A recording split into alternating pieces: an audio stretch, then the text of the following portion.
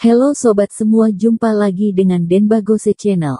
Bagaimana kabar sobat semua? Sebelum kita mulai cerita ini, ayo silakan subscribe, like, komen, share dan nyalakan loncengnya untuk mendapatkan notifikasi terbaru ketika Mimin upload videonya.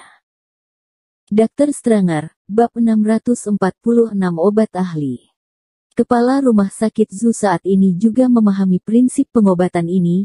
Donnie Lu ini sangat licik, menggunakan metode ini untuk menipu pasien. Yang paling penting adalah, masih menipu rumah sakit.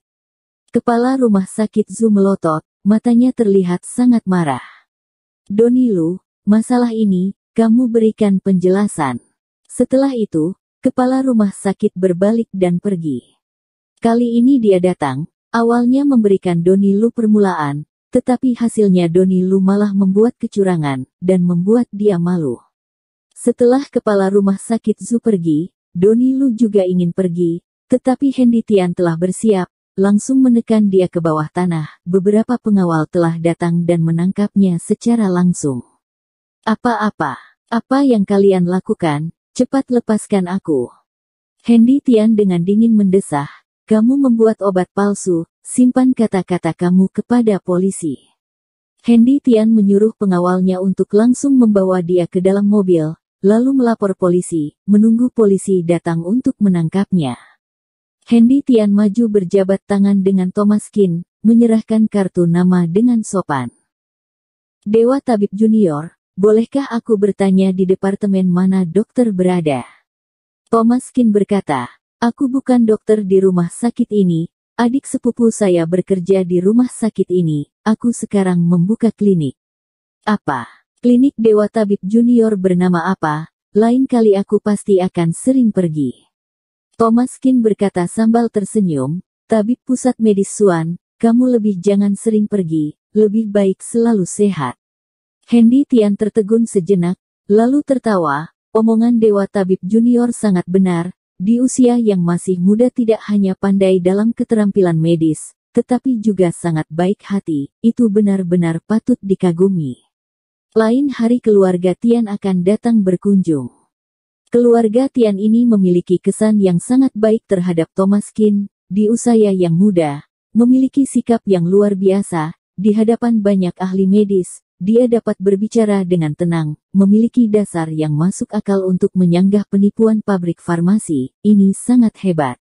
Setelah semua orang bubar, Hendy Tian mencari Thomas Kin membuka resep untuk kondisi tubuh Vina Sue. Meskipun di People's Hospital ada orang lain yang dapat membuka resep, tetapi Hendy Tian tidak percaya pada orang lain, maka meminta Thomas Kin membuka. Lalu, kepala rumah sakit Zhou dan putranya Zhou Kun keduanya dikeluarkan, mantan wakil ketua People's Hospital menjadi direktur baru.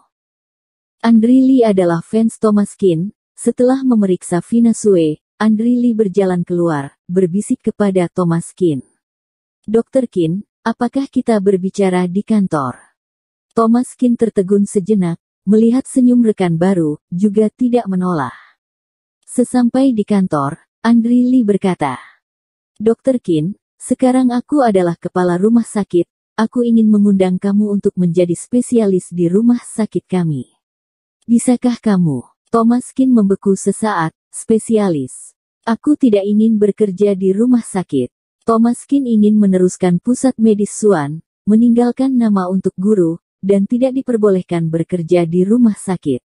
Andri Lee buru-buru berkata, Dr. Kin jangan khawatir, ahli khusus ini hanya sebuah nama, kamu tidak perlu duduk untuk berkonsultasi, jika kita sedang dalam keadaan darurat, atau penyakit yang rumit, berharap kamu memiliki waktu untuk membantu, rumah sakit Karni tidak makmur. Setiap bulan akan memberi kamu gaji awal nominal, bagaimana menurut kamu? Thomas Kin menganggukkan kepala, lupakan gajinya, tambahkan gaji aku untuk Vivin. Nama spesialis ini juga tidak buruk, jika ada penyakit yang tidak bisa disembuhkan yang tidak bisa diatasi di People's Hospital, dia pasti tertarik untuk memeriksanya. Baik, kalau begitu sudah dipastikan, aku akan mulai mengatur sekarang.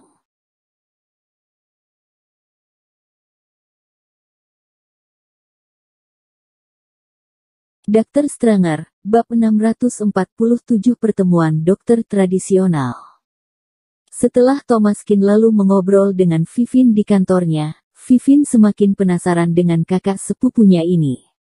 Resep obat Tadil bagaimana kamu melihatnya? Ini adalah resep 2 obat yang ditambah dengan buah-buahan lalu diolah menjadi obat. Ini sangat rahasia, kebanyakan orang tidak pernah melihatnya. Bahkan begitu banyak pakar medis senior tidak menemukan, Thomaskin benar-benar tahu. Apalagi melihat keadaannya, bukan baru saja mengetahuinya, tetapi telah mengetahuinya cukup lama. Saat membawa Bibi Feng, mungkin saja telah menemukan ada obatnya yang tidak beres. Thomaskin tersenyum, kamu tebak saja. Vivin tidak pernah percaya bahwa Thomaskin sangat ahli dalam pengobatan. Thomaskin juga menganggapnya menarik, tidak menjelaskannya kepadanya. Vivin mengerutkan kening, mungkinkah itu adalah resep spesial kamu? Buku yang kamu katakan terakhir kali belum dipinjamkan kepadaku, kapan kamu akan memberikannya kepadaku? Thomaskin merasa malu, dia belum menulis, dari mana asalnya buku itu. Bulan depan aku akan mengirimkannya kepada kamu. Baiklah, aku antar kamu keluar. Vivin dan Thomaskin keluar dari kantor, mengantar kamu keluar. Di depan pintu, biografi para dokter di dinding. Vivin melirik santai yang diisi dengan foto gelar dokter, ketua pimpinan, wakil ketua pimpinan, dosen, ahli bidang dan lain-lain. Namun setelah dilihat sekilas, ternyata ada foto baru. Dilihat lebih dekat, ternyata itu adalah Thomaskin. Vivin berdiri di depan dinding foto, melihat perkenalan Thomaskin. Thomaskin, spesialis People's Hospital, ahli di penyakit akut. Ekspresi wajah Vivin menjadi sangat menarik. Pakar spesialis, kamu. Melihat perkenalan ini, Vivin sangat tidak percaya apa yang dia lihat. Dia saja masih ketua pimpinan, Thomaskin malah telah menjadi spesialis. Thomaskin tersenyum dengan tenang, bagaimana, hebat kan?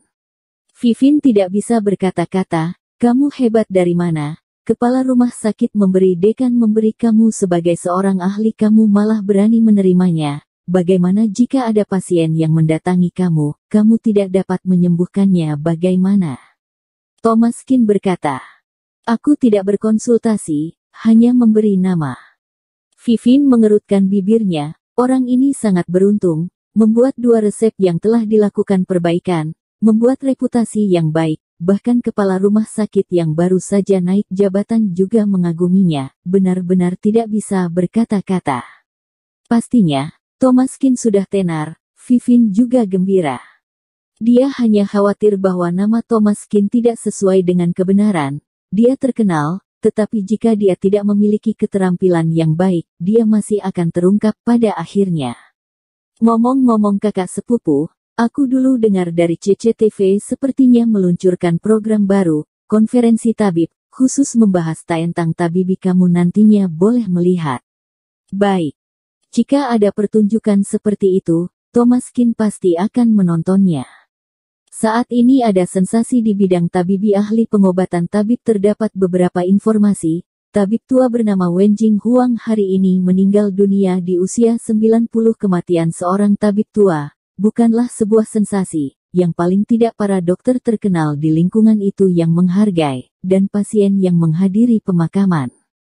Sebenarnya kakek tua telah berusia 90, dan dia telah menikmati masa tuanya, dan pergi dengan tenang. Namun bagi stasiun televisi CCTV, ini berita yang sangat menyedihkan. Aku telah menyiapkan program konferensi tabib, awalnya adalah guru besar Huang yang berbicara, terakhir masalah guru besar Huang, bagaimana ini bisa dilakukan. Sutradara, acara kami menghabiskan banyak uang, jadi aku tidak bisa menghentikannya begitu saja. Rosita Zhao mengangguk, aku mengenal seorang tabib, meskipun dia masih muda. Tapi menurut aku bisa melakukannya.